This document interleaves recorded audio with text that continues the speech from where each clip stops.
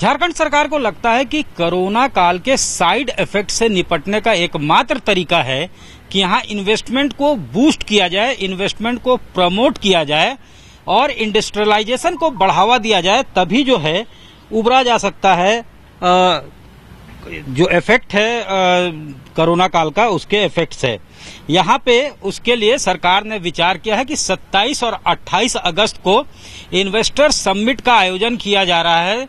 दिल्ली में खुद मुख्यमंत्री रवाना हो चुके हैं ताकि वो औद्योगिक नीति को बढ़िया से इन्वेस्टर्स को समझा सकें और उनको इंडस्ट्रियल पॉलिसी के जो हाइलाइट्स हैं वो एक्सप्लेन कर सकें। 27 और 28 को दिल्ली में ये समिट रखा गया है और बताया जाएगा कि आखिर झारखंड जो है क्यों एक ऐसा डेस्टिनेशन है जहां इंडस्ट्रियलाइजेशन को जो है इंडस्ट्रियलाइजेशन का ट्रिमेंडस स्कोप है और इंडस्ट्रियलाइजेशन के लिए इन्वेस्टमेंट किया जा सकता है। यहाँ पे एक ऐसा मिनरल रिच स्टेट है जहाँ पे देश के टोटल जो खनिज का डिपॉजिट है उसका लगभग 43% यहाँ पे है।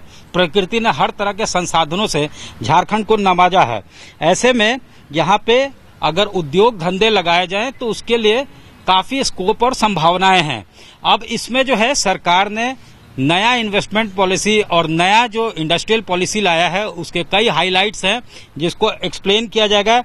जैसे 5 सेक्टर जो है वो प्रायोरिटी सेक्टर होंगे जिसमें टेक्सटाइल्स एंड एप्रल, इसके अलावा automobiles, auto components and electrical vehicle, agro food processing and meat processing industry जो है वो प्रायोरिटी पे होगा। Pharmaceuticals, electric system design and manufacturing पर भी सर्वाधिक फोकस किया जाएगा।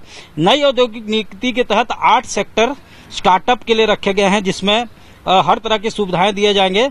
उसमें जो है इंक्यूबेशन सेंटर, शिक्षा और तकनीकी संस्थान, हेल्थ केयर, पर्यटन, सूचना प्रौद्योगिकी, ब्रूअरीज एंड डिस्टिलरी पर भी खास ध्यान रखा गया है। इसके अलावा नई औद्योगिक और निवेश प्रोत्साहन नीति में पहली बार जल्द ही भौतिक रूप से काम शुरू करने वाले के लिए यूनिट को 5% की अतिरिक्त कैपिटल सब्सिडी दी जाएगी।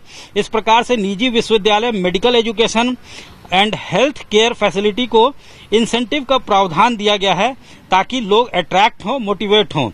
इसके साथ ही comprehensive project incentive, stamp duty reimbursement, quality certification and registration में मदद सरकार की ओर से उपलब्ध करवाया जाएगा। राज्य में उद्योग लगाने के लिए राज्य के पास 2015 एकड़ जमीन उपलब्ध है जिसको निवेशकों के बीच जो है डिस्ट्रीब्यूट किया जाएगा अगर कोई अट्रैक्टिव इन्वेस्टमेंट आता है तो उसके लिए। तो जाहिर तौर पे तमाम प्रयास राज्य सरकार की तरफ से किए जा रहे हैं कि जो समिट है वो फ्रुक्टोस हो, फ्रूटफुल हो, फलदायी हो और इन्वेस्टमेंट यहाँ पे आए। लेकिन पहले भी इंडस्ट्रियल पॉलिसी बनते रहे हैं और उस तरह का इंडस्ट्रियलाइजेशन जो है वो यहाँ पे नहीं हो पाया। हालांकि स्टील जो भी कोर सेक्टर है उसके लिए यहाँ पे असीम संभावनाएं हैं।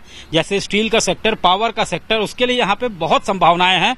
दूसरे तरह के जो स्टार्टअप हैं वो कम दिखते हैं।